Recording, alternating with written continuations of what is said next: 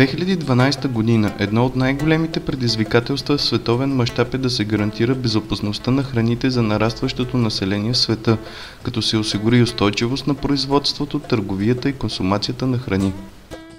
Селското стопанство постигна технологичен прогрес, който доведе до повишаване на продуктивността, съответно до по-висок жизнен стандарт в селските райони и снижаване цените на храните.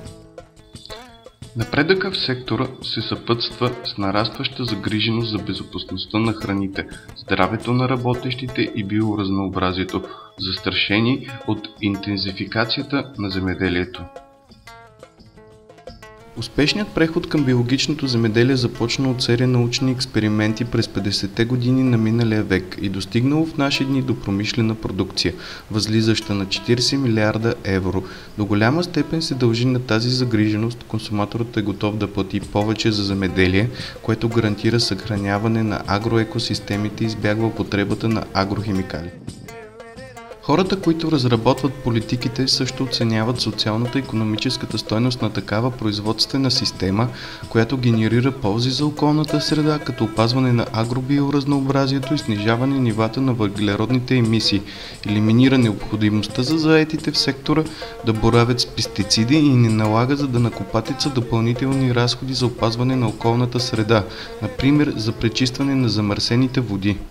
Все още има значителен потенциал за растеж на биологичното земеделие, но е необходима по-благоприятна политика в областта на околната среда. За да се случи това, политиците, гражданското общество и частния сектор разчитат на достоверна информация в подкрепа на вземането на решения.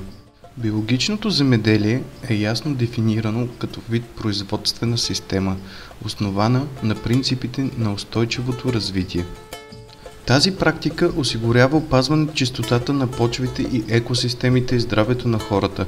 Тя разчита по-скоро на екологичните процеси, на опазването на биоразнообразието и на дейностите, адаптирани към местните условия, отколкото на използването на ресурси с обратен нежелан ефект. Биологичното земеделие съчетава традицията, иновациите и научните резултати за съвместното използване ресурсите на околната среда и насърчава честните взаимоотношения и доброто качество на живот за всички. В целия свят почти 31 милиона хектара се използват за биологично производство. Само в Европа има повече от 9,3 милиона хектара площи за биологично производство с над 150 хиляди жени и мъже заети в отрасъла. Фермата е мястото, откъдето започва процесът на биологичното производство и където се раждат свежите висококачествени биопродукти, които купуваме от местния супермаркет, ресторант или пазара. Фермерите, ангажирани с биоземеделие, се стремят да работят в хармония с природата при отглеждането на културите и да запазят своите селскостопански животни възможно най-близо до природата. Една от основните цели за всеки, който започва или вече се занимава с биологично земеделие, е да изучи системата вътре и около фермата. Практиките в биологичното земеделие трябва да бъдат третирани като обща рамка, в която всеки елемент функционира в една система. Обучението има основно значение за всеки, който иска да се включи в този сектор. Достъпът до знание и изграждането на капацитета са сред най-важните фактори в развитието на биологичното земеделие, особено в страни, където той е в начален етап на развитие. AgroTrain е европейски проект, който популяризира обучението по биологично земеделие. Иницииран от Аграрния университет Пловдив и финансиран от Европейската комисия по секторна програма Леонардо да Винчи, програма за учение през целия живот, проектът обединява 6 партньори от 5 различни страни, които заедно допринасят за развитието на знанието в областта на биологичното земеделие. Проектът е фокусиран върху повишаване на качеството и подобряване на системите за професионално образование и обучение, чрез обогатяване на информацията, методите за обучение и засилване на европейското измерение в тази област. Проектът ще подкрепи участниците, ангажирани с обучение и продължаващо обучение, за придобиване и използване на знанията, уменията и квалификациите, за да улесни личното развитие.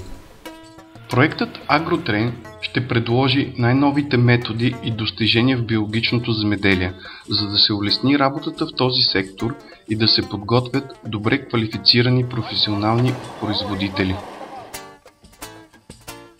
Целта на проекта е да се разработят лесни за употреба инструменти за професионално обучение, най-вече изготвяне на иновативно и приложимо съдържание за електронно обучение, базирано на принципите на общата европейска селскостопанска политика. Ще бъде предоставена технологична помощ, която да информира хората за най-новите политики, принципи и техники и да предложи най-доброто обучение, за да произвеждаме здравословни продукти и да опазим по-чисти екосистемите. Проектът AgroTrain ще предложи методически решения за адаптиране на стратегии на учението през целия живот към специфичните характеристики и различните нужди на хората, ангажирани в селскостопанския сектор в отдалечени райони, както и възможността за връщането им на трудовия пазар. Проекта AgroTrain, програма за учение през целия живот, е насочена към фермери, производители, преработватели, институции за професионално образование и обучение, университети, центрове за обучение на възрастни, хранително-вкусовия бизнес и консултанти, работещи в сектора на биологичното земеделие за производство на храни. Новите участници и търговски производители, заинтересовани в ориентиране на предприятията им към биологично производство, също могат да се възползват от обучението. Тази платформа за обучение осигурява учебни материали, възможности за обучение, връзки, адреси на основни теми, свързани с биологичното земеделие, като ги предоставя на разположение в световен мащаб. Тази платформа за обучение по биологично земеделие е място, което улеснява комуникацията и обединява света на биоземеделието. Материалите по проекта ще се разработват на основата на изследователска методология, докладване, събиране на данни, организация на обучението, анализиране, утвърждаване и разпространяване на резултатите. Педагогическите материали се състоят от интерактивен уебсайт на проекта, модули за електронно обучение, информационни материали, електронна книга и DVD-ROM. Ние ще популяризираме 6 различни езика и култури едновременно. И това предоставя уникален шанс да подкрепим езиковото многообразие в Европа. По отношение съдържанието на материалите, те ще бъдат научни и технологични, като това ще обогати възможностите на езиците в техните аспекти. Материалите ни ще могат да се използват на 6 езика в цяла Европа.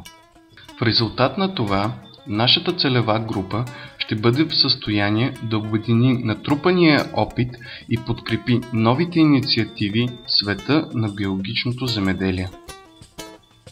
Нека да е агро, нека се учим. Посети нашия сайт на www.agrotrain.eu.